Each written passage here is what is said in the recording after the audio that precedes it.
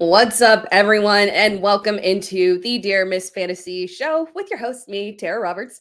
This is the official mailbag show for Player Profiler. It is Wednesday, October 16th, and we are live, so welcome to everyone tuning in. Make sure that you say hi in the chat. I'm very happy to have you here.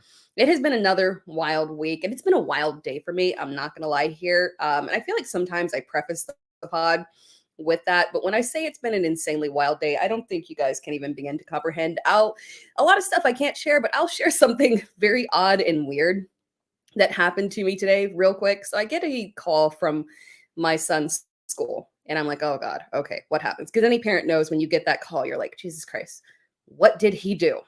Or how sick is he? And they're like, he's okay. But his shoe got thrown over the fence and it backs up, and the school playground backs up to a neighborhood. So it got thrown over the fence into someone's house, into someone's backyard, which meant that the school couldn't get it. So that meant that I had to drive up there with an extra pair of shoes and then drive and figure out where those shoes were and go knock on that person's door and say, hey, I think my son's shoe is in your backyard. Would you mind checking on that? So it's been a day. Shoe was there. Shoe was there. Why a kid would throw somebody else's shoe over a fence into a backyard, I don't know. Elementary school kids are they're special. But that's been one weird portion of my day. And then there's like 5 things on top of that. But hopefully here, everything's going to turn around as we talk about fantasy football here and all the fantastic-ishness that is going on in the league. It was a wild week, right? Davante Adams trade, Amari Cooper trade. My main topic that I was going to talk to you guys about today is actually the rookie quarterbacks. That was my plan. Obviously, I feel like we have to touch on real quick the Davante Adams and Amari Cooper trades. I don't have to talk about it too much because I have done I think like 3 videos already talking about each of the trades, how it affects the teams, and how it affects the players on the team. Davante Adams, real quick on this one. This one I think is fairly, it's more straightforward than it seems. And if you want a deeper breakdown, I kind of talked about it in depth on a video. I think it's on all of my social media. But really here with Davante Adams, obviously Garrett Wilson is extremely talented. I see this as a 1A, 1B situation, kind of akin to Philadelphia with AJ Brown and Devontae Smith. Obviously a different situation, different players, right? But kind of the same setup is in terms of these are guys where I feel like Davante Adams is going to be the clear first look in this offense because of his rapport and preference from Aaron Rodgers. But obviously Garrett Wilson will be a wide receiver 2, a very safe wide receiver 2, and he'll have some upside similar to Devontae Smith. He'll be, slightly more volatile, but he still has a strong ceiling. Again, the matchups here moving forward are what really kind of dictate my comfort level with these players. The Jets matchups heading in, and this is why I was kind of really perplexed by the Robert Saleh firing, because them going 2-3 through the beginning portion of their schedule where the offense really was facing incredibly difficult defenses, that was a choice in my opinion, because they're going to get into the easier part of their schedule. The back half of their schedule is a lot easier than the front portion. So the offense will start gelling. Breece Hall will be fine. We saw that last week. I love that matchup for him. There's going to be good matchups ahead for both the run game and the pass game. So I don't really see this as a major issue in terms of, everybody being eaten into, but it does kind of take the top off of Garrett Wilson there. For Davante Adams, we're just happy to have him in any kind of competent offense with a competent quarterback and on the field and not with a hamstring injury. So we feel good about this trade here. And I see you guys dropping your questions. I'm going to get them in 1 second. I appreciate you guys all dropping those questions. And then the Amari Cooper trade real quick. This one's kind of cut and dry here. There is no wide receiver 1 in that offense. I love Keon Coleman. I love Khalil Shakir for sure. But really they had to get a wide receiver 1, and Amari Cooper is that guy. So he immediately goes into an uncontested role there, who's going to be that big play threat. It's going to fit perfectly with Josh Allen. We know the potential ceiling there for him just based off of Stephon Diggs. And Stephon Diggs and Amari Cooper are 2 different players, but just based off the wide receiver 1 usage from 2023, the first half of the season, before they kind of veered away from the pass there, we know that there was top 5 upside for Stephon Diggs in that offense. He was a top 5 wide receiver. I think wide receiver 3 the first half of the season in half PPR. So Amari Cooper has a very similar upside there. It won't be every single week. Again, he's always been a very volatile player, no matter what team he's played for, no matter what quarterback he's had. But obviously, we're feeling so much better for him. So much better for Amari Cooper finally escaping that Cleveland offense. You guys see all of my Clemson stuff in the background. I am a Clemson girly, but Clemson players are down bad right now. Oh my God. Deshaun, Trevor, Travis Etienne, Mike Williams, poor babe, about to get released. No, they won't release him. They'll find a trade partner. But yeah, it's not a good situation for my boys. So even Christian, oh my gosh, why am I losing the name? Even Christian Wilkins is injured on injured reserve. So it's not a good time for my Clemson boys here. They're down bad.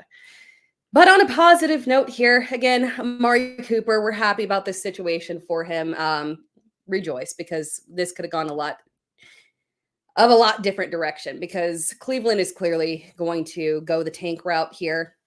They're going to let Deshaun Watson play it out, in my opinion. I don't think they'll switch to Jameis because they don't want Jameis to win games. They don't want to risk that. Carolina obviously switched to Andy Dalton because, Dave Canales is fighting for his life over there, with David Tepper being a very insane owner and had to win games in order to prove that he shouldn't be cut early like his predecessor was, unfortunately. Kevin Stefanski doesn't have to worry about that. He's coming off Coach of the Year. Stefanski is in an excellent position, so I'm sure ownership really trusts him. And if they decide they just want to tank and have Deshaun just like, hey, go out there and do your thing, bud, earn us that first overall pick, because they're in contention for it. Earn us that first overall pick, and we're going to replace you with that.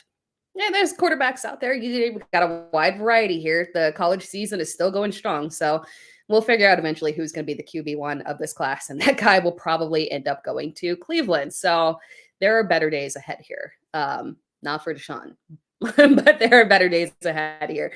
Before I get into my main topic here, we've got so many questions. I'm going to go ahead and jump in and start taking questions from everybody. Start Breece Hall from Jason. Start Breece Hall or Brian Robinson this week.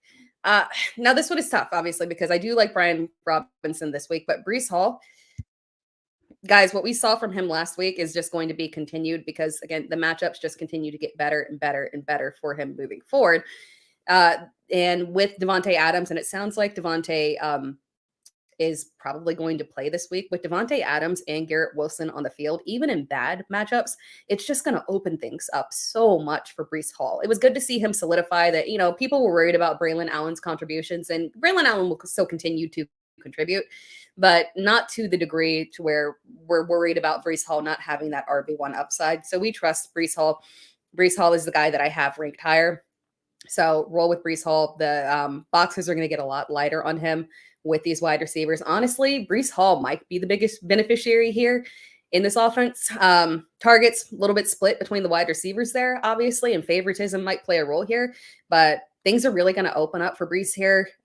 Goal line opportunities increase for Breece. So yeah, and since goal line touchdowns have been a problem, but moving forward, I feel just a lot more comfortable with Breece, and I like this trade for him. Big benefit for him.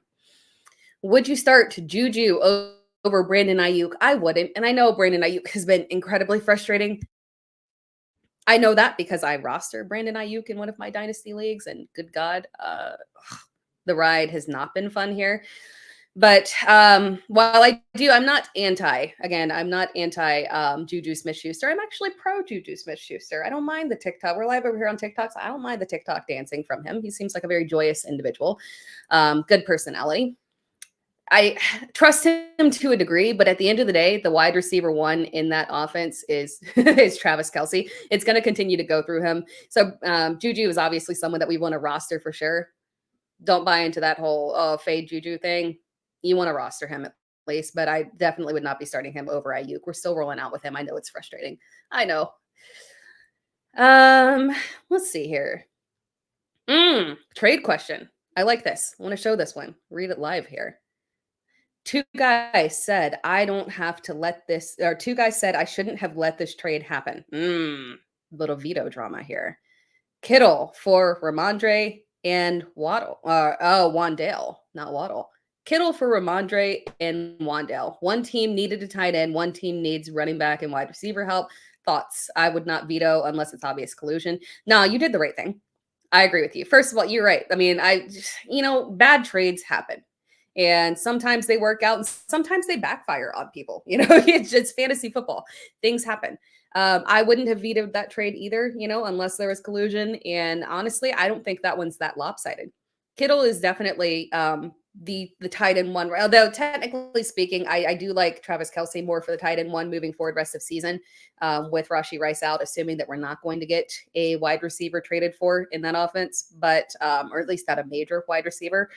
But that's an even trade. And I feel like that's a little bit Rhamondre slander there. I can understand people looking and saying that Wan'Dale is just a throw-in, but I mean, assuming this is a 10-team or a 12-team league, Wan'Dale has weekly flex value in PPR. So if it's a 12-team PPR league, Wan'Dale does have low-end flex value. And then Rhamondre, I feel like maybe the guys just don't respect Rhamondre enough. He's clearly the RB1 in that offense. Maybe they're thinking that Antonio Gibson poses some kind of threat. He's shown that he doesn't. Yes, Rhamondre is injured. Now, maybe that kind of tilts things, but long-term, Rhamondre still is a clear top 24 running back, has that top 12 upside. And in my opinion, and we'll get into these rookie quarterbacks in a second here, I'm very much so pro Drake Maye, have been. And I was, just anticipating, like waiting patiently for this time for him to finally start. When we were looking at rookie quarterbacks, I feel like, and the NFL kind of showed that they feel the same way, there was a clear, massive gap between Drake Maye, as the third guy, and then JJ McCarthy. There was just straight up a gap there, unfortunately. And Drake Maye stepping into that offense, not a lot of weapons there, but there are respectable guys in that offense that with a competent quarterback can be viable options here. So I liked Demario Douglas stepping up. I'm a believer in Jalen Polk. I think things are going to get better there, slightly, relatively speaking. What we saw from Drake Maye in that first outing, very promising here. It'll open things up for Rhamondre for sure. And I think that trade is perfectly fine. That sounds like they're just kind of hating, unfortunately, on Rhamondre Stevenson. Because, I mean, quite frankly, even without Wan'Dale, that Rhamondre for Kittle straight up is a very fair trade. I don't understand why that wouldn't be veto worthy. Should I start Chubb? I would like to get a little bit more information on the workload that Chubb is going to have. But that said, it does sound like injury situation wise that Chubb should immediately play this week and get that RB1 preference. Now, Donta Foreman could take a little bit of the top off of his value here, just as they maybe want to ease him back in. But it sounds like they've been cautious. They didn't throw him in immediately after they activated him from IR. So I think that where I have Chubb ranked now is a high-end RB3. Kind of like a borderline top 30 back. I feel comfortable starting him as a flex play. So if you have to go there, I don't think it's a major issue. Oh, thank you, Joe. I appreciate that.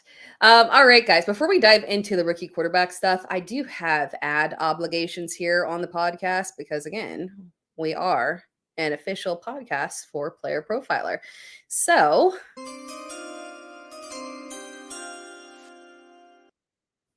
we are going to take a quick break to hear a word from our sponsor. Oh, every week I'm answering these start-sit questions on Sunday morning. I go to the weekly rankings on playerprofiler.com just to make sure that my instincts are correct, and sometimes they're not. And guess what? More often than not, I go with the projections. You may not feel great about starting Daniel Jones or Wan'Dale Robinson, but the projections say, hey, that's the move. It may not feel right, but you use those projections to get it right. That's the power of the Player Profiler system. It's Evan Ringler, it's Bradley Stalder, it's Theo Greminger, of course, it's Billy Muzio making these rankings possible. The season rankings, so you know who to pick up, who to trade for. The dynasty rankings are part of this. The offensive line rankings from Dan Fornick, one of the best in the business. Then we get our cornerback rankings, which show which corners are matched up with which wide receivers. And now, in collaboration with the IDP show, we have IDP rankings. Did you know that? Did you?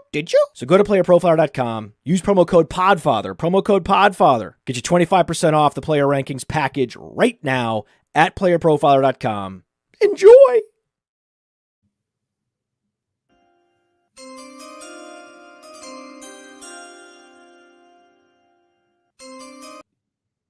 All right, we are back over here and we are taking your questions live. And we are also going to be talking rookie quarterbacks here in a second, but we've got so many questions. I just want to answer them all. Drop Kamani Vidal for Bub Means or Michael Wilson. Going to play over McConkey, Bucky, Pittman, or Singletary. That one is a tough one, to be honest. I mean, obviously, Bub Means clearly has a connection, which is normal, QB3, backup wide receiver connection there. Sometimes is kind of top tier. But starting Bub Means over McConkey, Bucky, Pittman, Singletary, not Singletary obviously being the one anomaly there with the injury situation, I would not. I would go with, health obviously permitting. Pittman is the guy that I would have ranked the highest there. So I would not start either one of them over Pittman. Kamani Vidal is interesting because with Gus Edwards on IR, for me, he's a high upside handcuff here. So if you need to drop him for Bub Means for an immediate spot start, yes, but I would start several of those guys over Bub Means, in my opinion. So I would keep Kamani Vidal just because, quite frankly, we have never seen it since his rookie season. It's been a long time since we have seen J.K. Dobbins make it through an entire season. I'm crossing my fingers that he does, but you just got to be prepared. And Vidal really popped last week, so I, in my opinion, would prefer to keep him on my bench right now. Trade Jacobs for DK. Depends on who else you have at running back. That one is tough, because I don't believe that Jacobs' job is at threat at any point in this season. Emmanuel Wilson has been solid. We do have Marshawn Lloyd coming back, but even when Marshawn Lloyd was healthy in preseason, in my opinion, I never felt like he was. I know there was like fodder that it was going to be some kind of threat to Jacobs' workload. I didn't really buy into that, and I'm a Packers fan, just for reference on that one. I think Jacobs is the clear RB1 in that backfield, and he's got RB1 upside. He's a solid RB2 on a weekly basis. And DK, his production is volatile. Geno has been spreading it around fairly evenly there between him, JSN, and Tyler Lockett. Those guys are not going away. And I'm not one that has always been pro, like JSN is going to take over. He's going to take over DK. And I still think that DK is the wide receiver one in that offense. But the way that they're all being integrated, the top is just really taken off there, unfortunately. So I don't like that trade. If I were going to trade Jacobs, I would try to aim for somebody with a little bit higher upside than DK. Trading Mixon and Mooney for Garrett Wilson and Brian Robinson Jr. I like that trade for you. And I say that as someone who is very much so pro Mixon this year, which is odd because I'm never super pro Mixon. But in the context of that Texans offense, the goal line opportunities, I mean, just he looks like a completely different running back than he looked like in Cincinnati, as if that offensive line was just significantly holding him back. And now in Houston, he's thriving. That said, the drop off from Mixon to Mooney. Now, granted, Mixon does have top 5 upside. So that is a little bit of a bummer there. But switching from Mooney to Garrett Wilson, I like that trade for you. That's a fair option to upgrade at wide receiver and still get yourself a solid RB1. I'm okay with making that trade.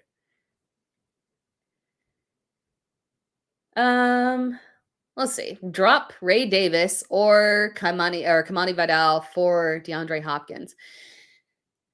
No, I know we've got the possibility of trades happening, and DeAndre Hopkins is definitely somebody who could be on the trade block. So we would be kind of hinging there.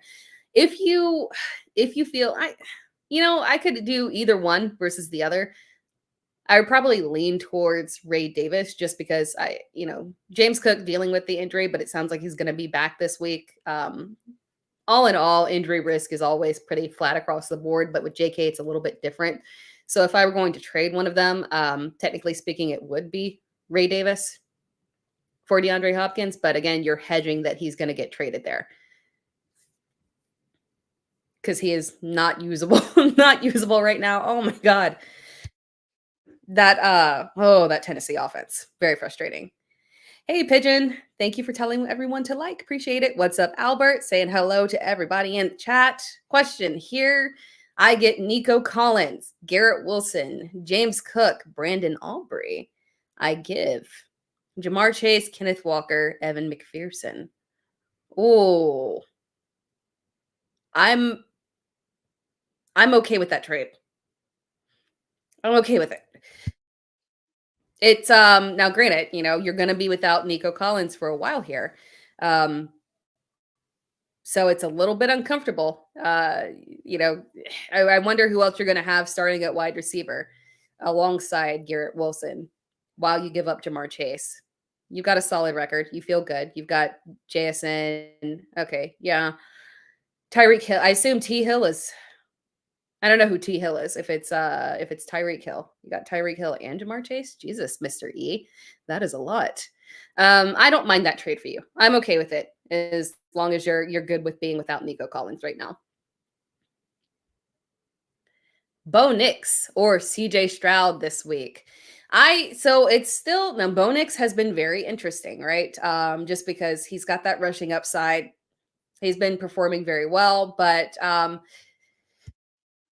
in the context of that New Orleans defense, they're allowing volume, but you kind of got to ignore what Baker Mayfield did last week because the production that Baker Mayfield has been a little bit of an outlier compared to what other quarterbacks have done. They've been throwing for volume, but there haven't necessarily been a lot of touchdowns. So the fantasy production hasn't been that high. I would not expect Bo Nix to throw a ton of touchdowns on New Orleans this week. I would not go there at all, in my opinion. I would go with CJ Stroud for sure. Obviously, it is a difficult matchup here, but I still have Stroud as a top 10 quarterback. Do I pick up Tyler Algeier for Javonte Williams or do I drop Bucky? I'm okay with dropping Javonte Williams. I understand, people might be a little bit uncomfortable with that because he's an RB1, but he's an RB1 with very limited upside. So do you ever really feel comfortable starting him? Not really. Is there any injury that's going to happen that's ever going to push his upside ahead? No, because he's already the RB1. Any injury to Jaleel McLaughlin or anybody else is not going to make a difference there. Tyler Algeier, I start him if I'm absolutely desperate and have to, but his value as a high-end handcuff is so much higher than me just sitting Javonte Williams on my bench. So although it feels weird dropping a RB1 for a backup, I would absolutely do that for sure. Start Tyreek, Wan'Dale, or Brian Thomas. So not Wan'Dale, but Brian Thomas and Tyreek are very close in my rankings this week. I have Brian Thomas at wide receiver 17, and I have Tyreek Hill at wide receiver 19. I am higher than consensus, not dramatically, actually, now that I think about it. I'm only a few spots higher than consensus on Brian Thomas. So that's not really an outlier opinion. No, I lean towards Brian Thomas there. I thought I was more over-ranking him compared to consensus. That's not the case. So yeah, Brian Thomas on that one. Pick up Bub Means, D'Ernest Johnson, or Demario Douglas. Bub Means is a fine start for right now. Now, granted, Rashid Shaheed potentially out for the season does mean that Bub Means could have more value there. That said, my preference is Demario Douglas. Bub Means production could have been a little bit of an anomaly last week. We don't know, once Chris Olave comes back from the concussion, which we're assuming would be next week. Again, we don't know the level of production that Bub Means will have. Demario Douglas is the wide receiver 1 for the Patriots. I have high hopes for Jalen Polk for sure, but he's got some development that he needs to make. With the addition of Drake Maye, I'm very much so in on Demario Douglas, so my preference there is Demario Douglas for sure. Let's talk rookie quarterbacks here for a second, since this is the topic of the show right here. And I want to start us off with Caleb Williams, because I know I feel like I've been talking Caleb Williams on literally any article that I've for 3 weeks in a row. I do Sunday articles with Yahoo, a pulse check article, and I have talked about the Bears and Caleb Williams every single week. It's not intentional. It's just that it's literally the best topic and the hot topic of every single Sunday. But Caleb Williams' performance last week was fantastic. Obviously, after the rough start to the first games of the season, ranking is QB 31, QB 39. He has turned around dramatically. And granted, a lot of that does have to do with facing very good teams, right? We've played the LA Rams, Carolina, Jacksonville. These are all very weak defenses here. It's a very valid reason as to why he's been thriving, but good matchups don't guarantee that you are going to thrive as a young quarterback. Ask Will Levis. Good matchups are not going to guarantee that you can get out there and do exactly what you're expected to do. So when we're looking at Caleb Williams and the performances that he's put on recently, this is exactly what we've wanted to see. The Bears are on fire, 3-game win streak, significantly outscoring their opponents here. The offense is really beginning to gel. And I actually feel more comfortable with Caleb Williams than I do the receivers as a whole, because Williams and the offense have really been spreading the ball around, meaning that, on a weekly basis, who the leading wide receiver is has technically been flipping. And DJ Moore is obviously the most reliable wide receiver in that offense here. But just the level of weapons that Caleb Williams has, he's just got a fantastic opportunity to remain one of those fringe QB1 quarterbacks here. So again, this has been a pass-friendly stretch for him, but that's not really changing anytime soon. So I'm not bailing out on Caleb Williams. I believe the production is going to continue. I don't think it's fake production here. After Chicago's bye, they're facing Washington, Arizona, New England, who's got injuries and is not the same defense that we've had in the past here. So Caleb Williams on fire. Completion rating has been good. He's really pushed down the interceptions. So turnovers have been much better after being a little bit higher earlier in the season there. So we're feeling a lot more positive about him moving forward. Again, I trust him a little bit more than those pass catchers. DJ Moore, obviously not last week, but the week before finished as the wide receiver 4.5 PPR. The week before that, no one really had strong fantasy production. The week before that, Roma Dunze had the big game. Last week was Keenan Allen's big game. So everything is just kind of flipping back and forth here because he has so many options. Again, we have Cole Kmet that pops up as a high tight end one every now and then. So really what we're seeing is just what we thought this offense was going to be heading into the season. Caleb Williams thriving with a bunch of weapons. He's gotten used to things. He's gotten used to the new system. I was very skeptical about it, but they're working with him and he is greatly improving. And the defense is really pulling through for us as well. So we're feeling a lot more comfortable with Caleb Williams heading into out of the bye week here. Take some more questions here. Wan'Dale Robinson, Rondell Robinson or Romeo Doubs. I lean towards Romeo Doubs just because I do like this matchup here. I expect this matchup with Green Bay and Houston to be high in terms of production. Dobbs made his point in terms of letting everybody know, like, hey, I'm valuable within this offense. Came back, was reliable, performed as needed. I like Dontavian Wicks, but he does have his issues that he has to work through. So unfortunately there, I think Dobbs is kind of the guy that we like as the second option in that offense. Christian Watson, a little bit of volatility in there, but it was good to see Dobbs step up as well.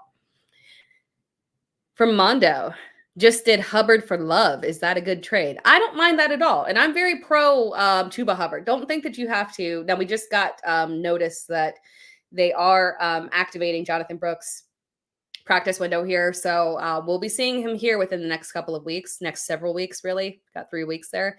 But I do expect Hubbard to still have a strong role, obviously, while he's preparing. And then when he comes back, I don't think that they throw Brooks in for immediately massive workload here. So I like you making this trade to upgrade at quarterback, but just for reference, Hubbard is not a guy that I feel you have to immediately bail out on. If you can, that's fine. But I think he's still going to have valuable play rest of season. And for all we know, they're really just going to kind of keep Brooks in the background, make sure that he's okay, ease him in, not overload him coming off of that injury, because they know that they're not competing. Even though they switched to Andy Dalton, they know realistically they're still they're not in contention for anything or making the playoffs whatsoever. So just, keep that in mind. But I do like that trade for you. That's interesting. I haven't heard that one. I've been tied up. We had a comment from someone saying Maye had an MRI on his knee after practice today. I have not heard that one because I've been tied up for the last few hours, but that is interesting. Something we definitely want to keep our eye on. We can talk about Drake Maye though, because that was one of my rookies that I wanted to cover. Just talking about that first outing for him. It was, oh God, it was beautiful. Obviously, there were mistakes there. He had 3 total turnovers, 2 interceptions, 1 fumble, which is, hey, it's a rookie. That's going to happen. We've seen it happen with all rookies. Everybody can't be Jayden Daniels coming out the gate perfect over there. But overall, considering the lack of weapons in that offense, again, no offense to Demario Douglas and Jalen Polk. Those are 2 guys that I do really like. But we know that the offensive line isn't good. We know that the receiving core is unfortunately one of the worst receiving cores in the league. And we know that this is not an ideal situation for a quarterback. So to see Drake Maye come in and complete 20 of 33 attempts, 43 yards, 3 touchdowns in what was actually a good defensive matchup. Houston has been inconsistent, but overall, they've got ball hawks there. Pass rush is fine. Obviously, there's maybe not top of the league there, but it is a difficult matchup. So to see him come out in a difficult matchup versus a layup and still put up that level of production immediately, give us a fantasy QB top 12 QB1 week, I was really encouraged to see that. And more so encouraged to see that he didn't do it in a way that he was just, getting it done. Like, and he was productive on the ground, right? He had 5 carries, 38 yards. But he wasn't out there playing like hero ball by himself. He elevated the players around him. We even saw Kayshon Boutte step up and have production. Demario Douglas, I just talked about him. That was literally a career day for Demario Douglas in his first outing with Drake Maye. That's a fantastic sign. So all things considered, things trending in a very positive direction for Drake Maye. This is not a kind of win situation for the Patriots, but moving forward, at least we know what to expect heading into next year to feel super comfortable with him. So getting him in there immediately, and we've got good matchups upcoming, excellent matchup this week. So we're feeling really positive about Maye moving forward into next season, and very positive about the effect that he had on his pass catchers as well. And maybe him showcasing that he is the quarterback that we all thought he was, is finally going to get somebody, a top-end wide receiver, to want to sign with New England, because now they have a quarterback they can play for. So maybe things will turn around for New England there. Let's take some more questions here. We got a trade question. David Montgomery for Adams. Did I fold? Well, I mean, it is Davante Adams and connecting with Aaron Rodgers. So technically speaking, I mean, it's not the worst trade in the world, but yeah, for the way that David Montgomery is performing right now, I do think you could have aimed a little bit higher on that one. Thoughts on how I should roll with, this is a good question because I've seen this one from a couple of people. Thoughts on how I should roll with Adams and Wilson on my team. Honestly, I would shop them around. And it depends on your league mates in terms of who they view as the top quarterback or as the top wide receiver in that offense, because some leagues will lean towards the youth. They think this is going to be a good opportunity. Excuse me. I've heard a lot of chatter that people are viewing this trade as, okay, Davante Adams is going to take the tougher coverage and things are going to really open up for Garrett Wilson. So really Garrett Wilson is going to be the more productive wide receiver in that offense. That's what I've heard. I don't view it that way personally. Again, just because Davante Adams, the matchups that they have moving forward, there are no shutdown corners with the exception of like 1-2 matchups moving forward. Literally this week right here, and then maybe later in the season with Miami. Outside of that, they get into a very, very soft schedule where there is nobody that they can have shadow Davante Adams and just shut him down and benefit Garrett Wilson. It's going to be very straightforward in terms of defensive schemes that they face, and Adams is going to be perfectly fine. So shop them both around, see who you can get the higher value for. If people believe that this Rodgers and Adams connection is going to be magic, sell Adams. If people believe this is going to open up things for Garrett Wilson, sell Wilson. It doesn't matter, quite frankly. Put them both out there, get your feelers out there, see who brings in the higher value, trade the one that you can get more out of. Worst thing comes to worst. I don't think it's, horrible to have to roster both of them. So don't undersell here, but get what you can out of it. You should be able to get something good. Traded, I did that one. Stevenson, Worthy, Hawk for Gibbs. Nah, yeah, that feels a lot. And you have Pitts, McBride, and you're set on wide receivers. I don't hate it because, so how do I say this nicely? I like Worthy, but I don't believe that Worthy can ever ascend to the level of production. Not ever. I say this year. Let me preface that.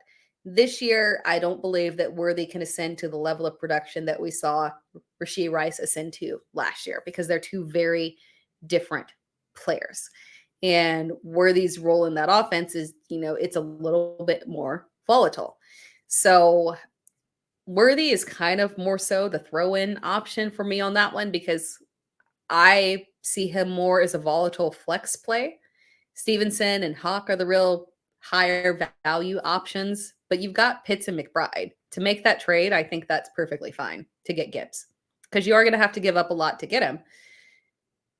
And I don't think that's a massive oversell. I'm okay with doing that. Do I start Javonte Williams? Javonte is kind of like a fringe RB2 for me. Again, I still don't think Javonte has a lot of upside, but it's not a bad matchup here for him. So if you want to roll with Javonte Williams as a flex option or low-end RB2, I'm comfortable with that. Start one, DK or DK Flowers or Deontay Johnson. Deontay Johnson is the guy that I lean towards. Long-term outlook on Kamani Vidal and Audric Estime. So it's tough because obviously we only saw just a teeny tiny bit of Estime, and we could see ramp up. My long-term outlook, and I guess maybe I'll talk. No, actually, you know what? Long-term in terms of this season and then next season and beyond, honestly, it's still kind of the same outlook for me. So within the context of that Denver offense, I do not trust Sean Payton. I just don't. And Audric Estime could, get the opportunity. And this is why I kind of don't like Javonte Williams, because of the lack of trust that I have in Sean Payton, that at any point over the next couple of weeks, he could say, like we saw with Tyler Bidet, you know what? I just want to see what this looks like if he gets 10 carries, and we could see that from Audric Estime. But there's no guarantee that anything will come of it. For Kamani Vidal, with Gus Edwards injured, I feel extremely confident that he is 100% the direct handcuff there. So when I'm looking at Vidal, I think he has the higher upside this year specifically as a handcuff. He would, it's one injury away from him to step into a clear RB1 role. Estime still has to deal with a couple of issues there with Jaleel McLaughlin and Sean Payton literally willing to elevate anybody and everybody. And then long-term as well, you do have to wonder how much the legs of J.K. Dobbins ultimately have in the injury history. Gus Edwards, we know, was an older back there. So long-term, in terms of next season and beyond, I still think that Vidal has the higher upside. He is my preference in terms of who I would be looking to target in trades for redraft, for keeper, and dynasty. You're going to have to pay, though. Coming off of that performance. Steelers defense or Bengals defense. I don't even know why I said that one out loud, because I can never remember defensive matchups off the top of my head. And now I have to find my rankings and stall until I am able to actually click on the DST rankings here for me. It was Pittsburgh versus the Bengals defense. I believe I have Pittsburgh higher, but no, just kidding. I have Cincinnati one spot higher. That's why I always got to look. Because those that I feel like are super close, I can never remember off the top of my head to flip-flop on a defense. So right now, I have Cincinnati one spot higher. Just because it'll be interesting to see what this offense looks like with Davante Adams playing. They could be a little bit more productive. I could see them getting out there and being inspired and putting up some points on Pittsburgh. I don't see that happening with Cleveland. This is a disaster time period. Quite frankly, I probably have not moved Cleveland, or I have not moved Cincinnati's defense up enough given the trade. I have not updated my rankings post trades yesterday. So I am probably lower on them in my rankings than I should be. I would probably move them up several spots. So it's definitely Cincinnati for me. Freiermuth or Otten. I lean towards Freiermuth this week. And it's a weird situation because we've got the quarterback change and we don't know we've got the theoretical quarterback change. We don't 100% know right now, but it is looking like we're going to have Russell Wilson there. And Russell's history with targeting tight ends is right. Not fantastic. So there is that kind of caveat there, but ultimately I still think that Freiermuth at least has a more solid base than Otten. So I have Freiermuth slightly higher, but again, that might be like literally 1 or 2 spots there.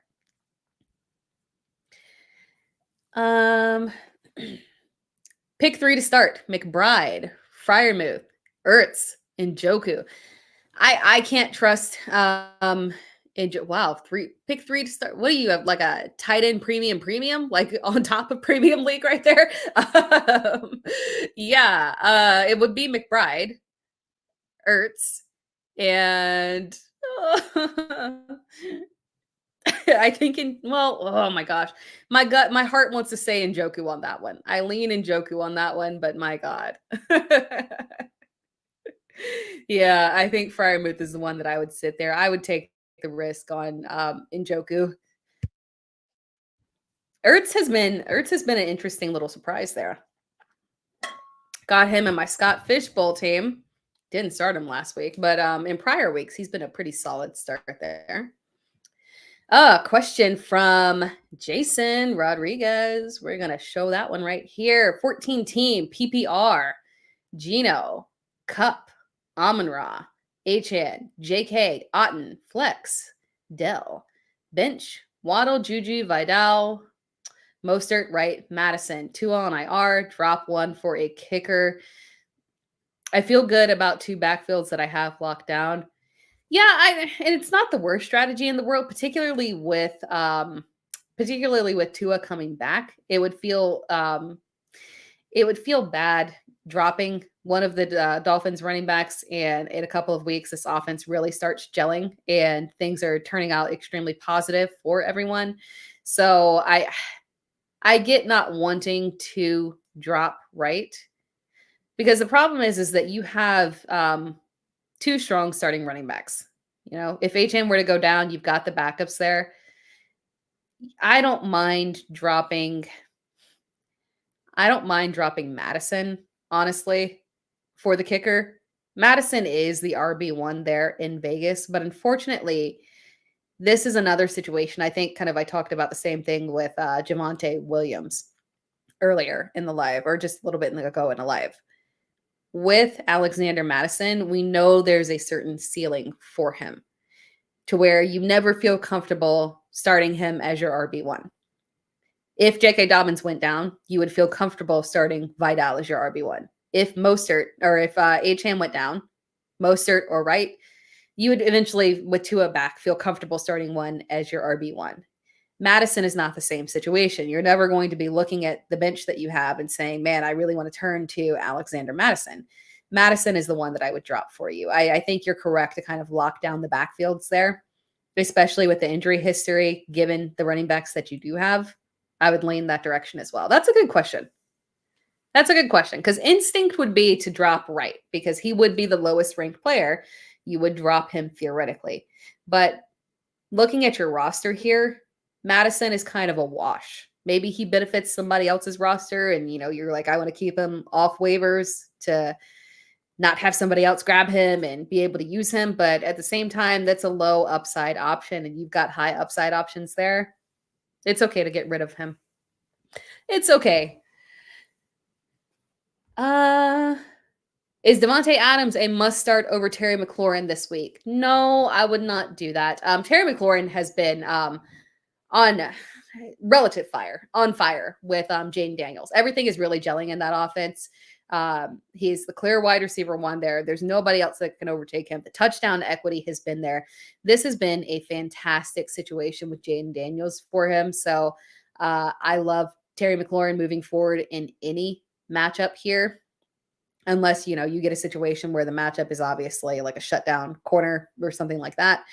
But that's not the case this week. So Terry McLaurin is the one that I would lean towards for sure. I mean, it's Carolina. Wide receiver ones have tended to do very, very well against them. So no, I wouldn't go with Davante over Terry McLaurin this week.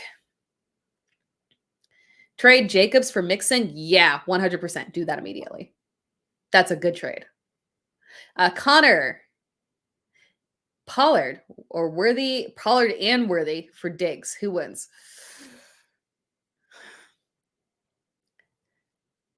I honestly prefer the Pollard Worthy side of that one. I really like Tony Pollard moving forward. Will Levis kind of bumps me out in terms of how he hinders the offense as a whole. But Tony Pollard has looked like the guy that we saw in 2022. And he's just continuing to look better and better every single week.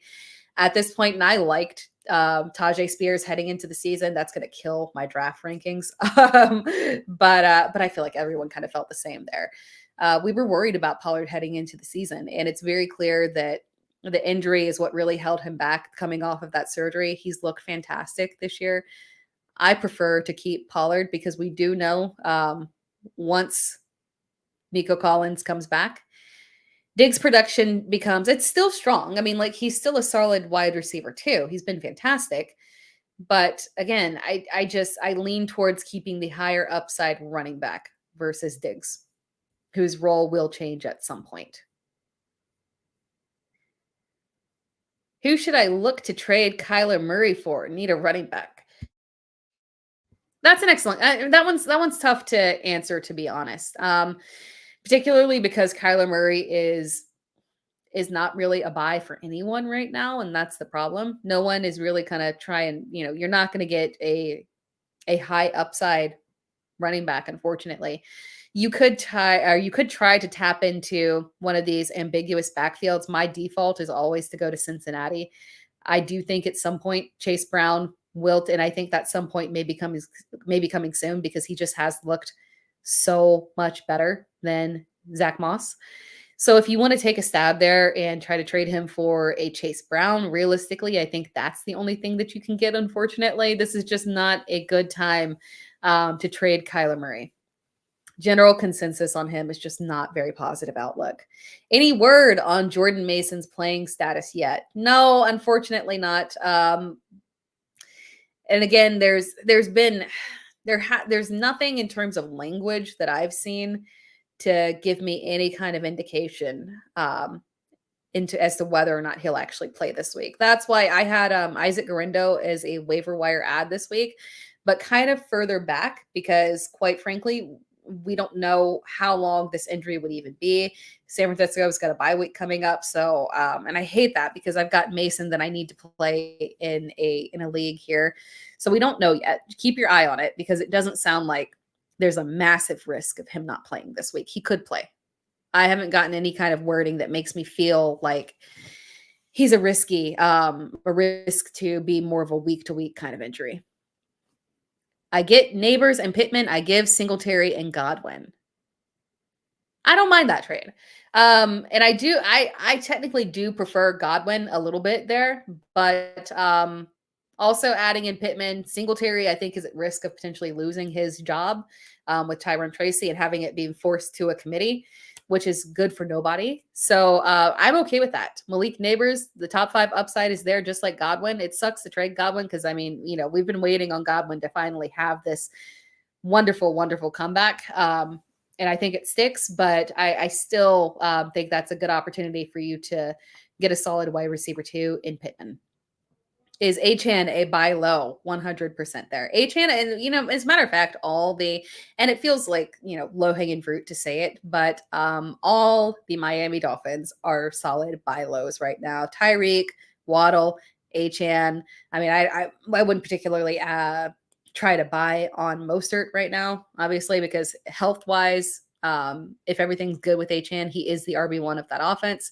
But yeah, Achane is a good buy low right now. I felt very confident having Mike McDaniel come out and say that Tua will be returning. I'm willing to wait even just, 2 more weeks. I'm okay with that because the playoff upside that you're going to get from these guys once Tua is back and Tyreek can be Tyreek and Achane's going to finally have things opened up for him again. Yeah. Good buy lows. Can't wait to get Tua back. Debo or Cup? So we think Cup is going to play this week. We're still not 100% sure there. If Cup is active and we're told specifically that he's good to go, there won't be any snap limitations on him, I would definitely go with Cup. But again, we have to specifically hear that he's good to go and will play, be on a full snap count. Drop Ferguson for Komet. No, I wouldn't do that. Ferguson, again, last week, Dallas, right? And I know you're probably needing to have someone for your bye week fill in here with Ferguson. If you're really strapped and you can't afford to drop somebody else and roster 2 tight ends, then yeah, I would do that. But if you can afford to hold on to Ferguson through the bye, I thank you for the rose. I appreciate it. If you can afford to hold on to Ferguson through the bye, I would do that and then just start Cole Kmet, obviously, just because Kmet is still very volatile. We talked about the Chicago offense earlier. And while that Chicago offense is really gelling for Caleb Williams, the targets are very, very spread evenly. And the number 1 target is shifting on a week-to-week basis, meaning that Cole Kmet is going to have those weeks where he is the tight end 1, and then he's going to be the tight end 20. It's going to happen. There's going to be volatility there. So don't expect this level of production on a weekly basis just because of the way that the ball is really being spread around in that Chicago offense. I realize here that we're going to be closing out soon, and I've still got one more quarterback that I didn't talk about, and the theme of this show was rookie quarterbacks. So let's talk about Jayden Daniels here, and then we're going to answer some more questions. This will be quick because what is there to say about Jayden Daniels other than the fact that he has been phenomenal heading into the season. So pumped about Jayden Daniels, and quite frankly, this matchup between Jayden Daniels and Lamar Jackson, this was everything that it needed to be. Everything that it needed to be, because we've got, 2 very similar quarterbacks, right? The entrenched MVP here and the up and coming guy who is not only just rookie of the year candidate, but quite frankly, if he keeps pushing like that, he will be in the conversation for MVP just in general. He is gelling. Washington is looking overall good. This is the fantastic turnaround that we've been waiting for. He's proven that we've gone through quarterback after quarterback after quarterback waiting for somebody to finally make Terry McLaurin the wide receiver that we know he can be. Like, we've been waiting for this moment, and it finally happened. It finally is here, and Jayden Daniels has just elevated this offense to another level, elevated this team to another level. Been happy with the results we've seen from Cliff Kingsbury as well, really because things were looking a little bit shaky early. But I think it took him some time to kind of get used to Jayden Daniels, because while he's used to a big arm running quarterback, obviously in Kyler Murray, Jayden Daniels is a different player. So I think it took him some time to really get used to Jayden Daniels as a player and get this offense perfectly tailored to him. And it's working out fantastic moving forward. And Terry McLaurin's usage, again, amazing. And the wonderful thing about it is that, again, he's done this in a wide variety of matchups. He's had solid matchups, layup matchups, difficult matchups here, and he just continues to produce those top 12 numbers and is a clear rest of season QB3, top 3 QB for me. Top 3 QB for me, rest of season. Feel very comfortable with it. He's been fantastic. He's been reliable. The difficult matchups don't threaten his floor. You cannot ask for anything else in this. You can't ask for it. And again, we've got favorable matchups here and more favorable matchups in Carolina and Washington. And the road ahead does get a little bit more difficult after that, but nothing that really he can't deal with. It's teams like the Eagles. That's fine. not Chicago. Yeah, he plays Chicago, but that is a more difficult matchup. The Cowboys, another matchup that has proven to be not so difficult now that they're dealing with all these injuries. Heading into the season, we really wondered what the upside would be for Jayden Daniels. And the upside has been overall QB1. It's been fantastic. Jayden Daniels is that guy. I don't think we need to belabor it anymore. The production is real. We're trusting him as a top 3 quarterback moving forward. It's been fantastic seeing him ascend to this level and be the guy that we knew he could be. I'm taking some more questions now. Would you trade Davante and Swift for Amon-Ra and Dell? I would do that for sure. And again, I like Davante moving forward and having more upside in this Jets offense. Swift, though, I can take it or leave it, quite frankly. Again, he has separated himself as the clear RB1, but we've noticed in matchups where, because the offensive line still has its issues in Chicago, we've noticed in matchups where the defensive line is a little more stout and the offensive line kind of struggles with run blocking a little bit. Swift can't really push through those difficult matchups because he is, a smaller, more of a lighter, kind of speedy back there. And unfortunately, that just kind of caps his upside with the struggles at offensive line. So I think Swift, again, he's been on a hot streak here, but he is a candidate for me to kind of cool off a little bit. So Swift is a sell high for me. So I like that trade for you. Should I start Amon-Ra or Debo? I would start Amon-Ra. I know Amon-Ra has been underwhelming for sure, but I do have Amon-Ra ranked higher. Is Hawkinson coming back this week? Stashed him, and if so, should I start him over Freiermuth? So Hawkinson's been limited this week. I don't anticipate him coming off right after activation. In my opinion, we'll probably not see him activated this week, and next week would be the target.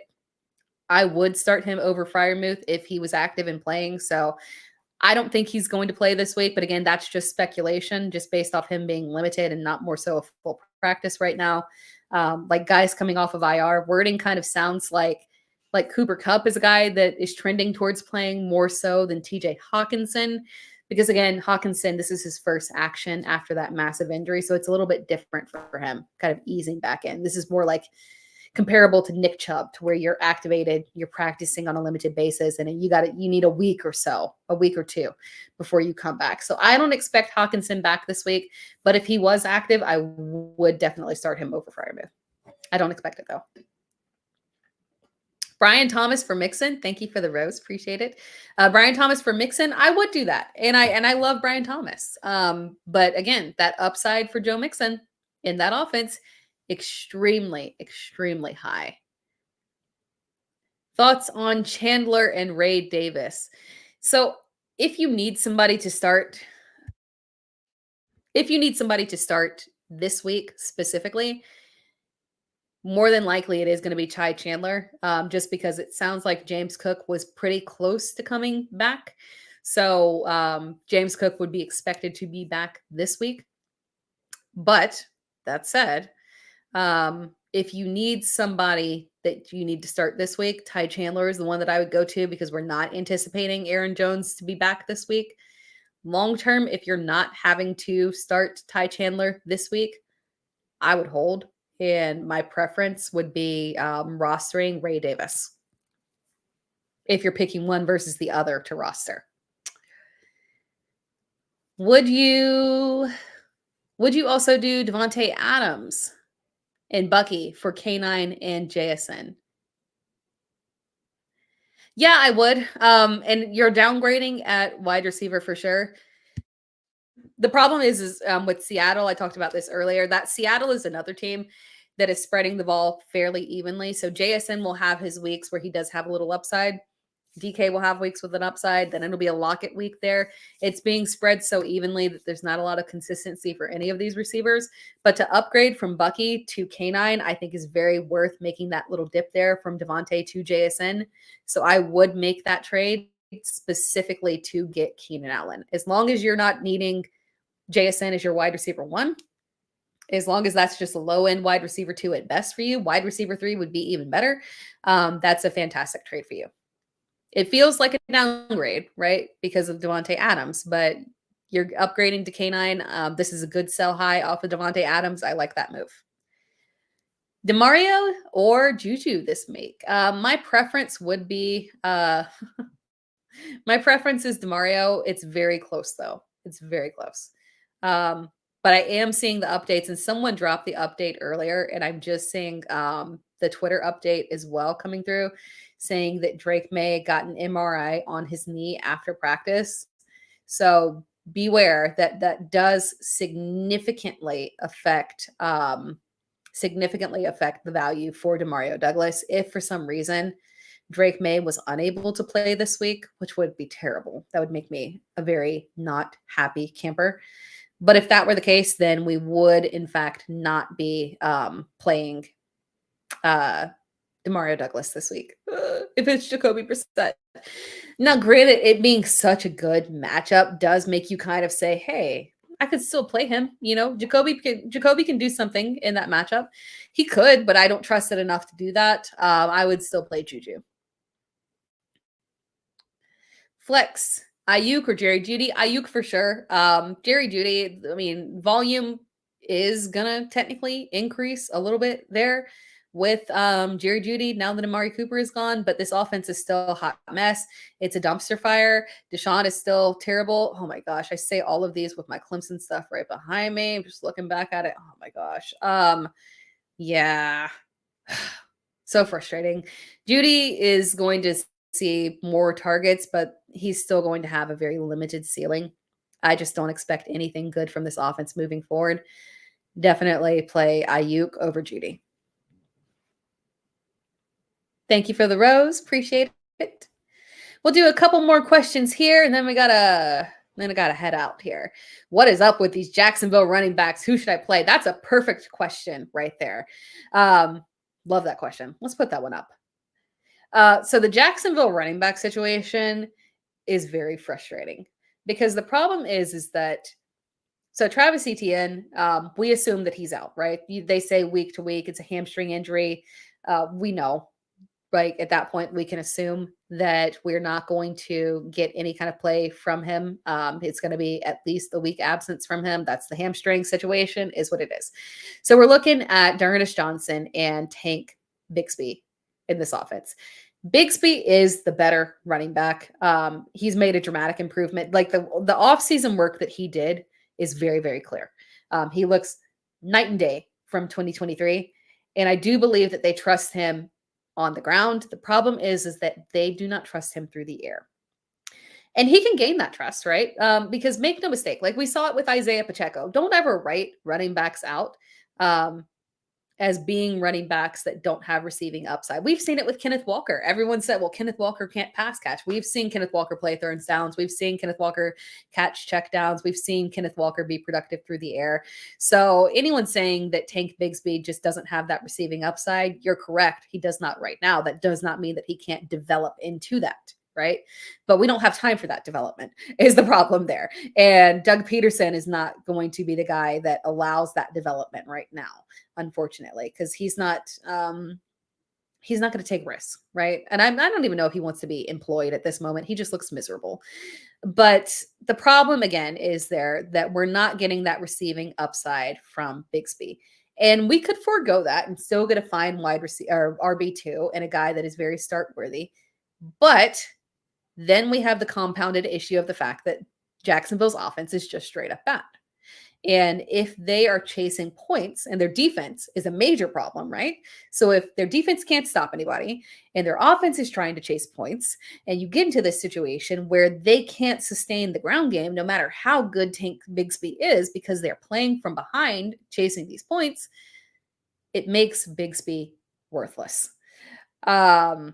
So quite frankly, there's not an easy answer on Bigsby because it is 100% dependent on whether or not that defense can keep them in a competitive game where they can rely on Bigsby on the ground and not have to abandon the run. That's the big question here. There's a lack of a guarantee, unfortunately. And I hate that, but we know that D'Ernest Johnson has the receiving upside. So Bigsby is still the guy that I rank higher. He's the guy that I prefer. but it's tough to trust what this Jacksonville defense is going to do and if the game can stay competitive, unfortunately. We need some kind of change happening there. We need that's where we need a coach fire, but I don't know if that's going to happen, unfortunately. But yeah, my preference is I do have Tank Bigsby ranked higher. That is my preference, but just be aware his upside is very limited, unfortunately, because of the lack of receiving upside and the Jacksonville defense being so bad. One last question, Bigsby or Mason? If Mason is healthy, it would be Mason for sure. For sure. And then are we buying or selling running backs? Chase Brown and Tank Bigsby. I am buying Chase Brown. I'm a believer in the talent. I've been a believer in the talent from the jump. Before his rookie year, I had, and it didn't work out. It didn't work out. I consider, I was a year ahead on that one. I was extremely pro Chase Brown heading into the 2023 season. He got injured. It took him a while to even see action on the field until late season. But what we're seeing now is just what I always thought that we could see from him. He is such a strong, well-rounded running back, very talented, and has outperformed Zach Moss. And I think he should earn more carries in that offense. And we're going to see it, in my opinion. So I lean towards Chase Brown as a strong buy. I got distracted by a comment here and started laughing in my head. And then Tank Bigsby is one that I think is more of a sell. You can buy again, but we just talked about the problem with him in that Jacksonville Jaguars offense. We're hinging on changes happening in that Jacksonville team as a whole. And I just don't know if it's going to happen this year, unfortunately. So if you can sell Bigsby right now, I would do so. And I would buy Chase Brown for sure. Beams in the trap. Thank you for the comment. You're so funny. We'll do a few more here. Drop Charbonnet for Dowdle. I have Mason and his health, and then the CMC return. I would drop Charbonnet for Dowdle for sure. For sure. Again, Rico Dowdle is going to have those games. We just saw it where there's not a ton of upside, unfortunately, because of the Cowboys offense. But right now, you can grab him if he's on waivers. Obviously, you can pick him up for literally nothing. You're not going to have to use a priority there. You're not going to use any fab. So Charbonnet is just a handcuff. He has no standalone value. K9 is the guy in that offense. I would prefer to roster Dowdle because he actually is usable and has shown upside. Oh, Bub Means or JuJu? Oh, God, that's a good question. I still lean towards JuJu right now just because I do not like this matchup, unfortunately. Now, granted, the matchup might actually be not as bad as we were thinking just because we've got the injury to Patrick Surtain. So the secondary will still be strong, but not as difficult. We kind of saw it last week when he went out. We did see a little uptick there for Justin Herbert. So just keep that in mind. New Orleans might not be in a shutdown situation. So that one is tough. I still lean JuJu on that one just because the matchup there is still a little bit shaky for New Orleans, but not as bad with Surtain out. But I lean JuJu. Do I pick up JuJu or Myers on waivers? I lean Myers. I do think that, I like Trey Tucker, but I think Myers is the clear wide receiver one there now. It's not a lot, unfortunately, that he has to work with in that offense at quarterback, but Myers is the guy I prefer in terms of proven upside there. Rodgers or Darnold? I lean towards Darnold. Rodgers is a possibility. It's a difficult matchup here. So I get a little bit worried that the pass game might not be super high volume in this matchup in particular. Rodgers or Goff rest of season. I still prefer Goff rest of season. Now, Rodgers does have excellent matchups, so that does kind of key things in. But the weapons, again, comparable in both offenses, but the way that the Detroit offense is just gelling in general, I do have Goff higher rest of season.